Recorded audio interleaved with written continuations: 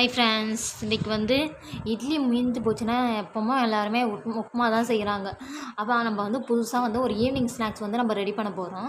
அதுக்கு வந்து இட்லியை உதுர்த்து எடுத்துட்டு அதுக்கு தேவையான கொஞ்சமாக வந்து பொட்டுக்கடலை மாவு 2 கைப்பிடி, 1 கைப்பிடி வந்து கொஞ்சமாக அரிசி மாவு மொறுமொறுப்பாக இருக்கிறதுக்கு, அப்புறம் வெங்காயம் பொடி பொடியாக அரிஞ்சு வச்சுக்கிறேன், பச்சை மிளகா 1, அதுக்கு தேவையான கொஞ்சம் மஞ்சள் தூள், கொஞ்சம் கரம் மசாலா, ரெட் சில்லி, கொஞ்சம் சோம்பு, கொஞ்சம் இஞ்சி பூண்டு தட்டி வச்சுக்கிறேன். இட்லியிலேயே வந்து உப்பு இருக்கும், அதனால் நான் கொஞ்சமாக உப்பு போட்டுக்கிறோம்.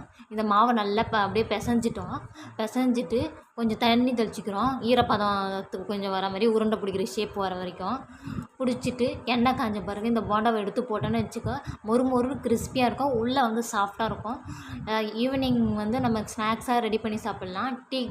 டீக்கு சம்சா தான் சாப்பிடுவாங்க அதிகமாக. இந்தமாரி போண்டா ரெடி பண்ணிடலாம். வீட்டில் என்ன இருக்குதோ அதை வச்சு நம்ம செஞ்சு சாப்பிட்லாம். பிடிச்சிருந்தா லைக், ஷேர், சப்ஸ்கிரைப், கமெண்ட் பண்ணுங்கள்.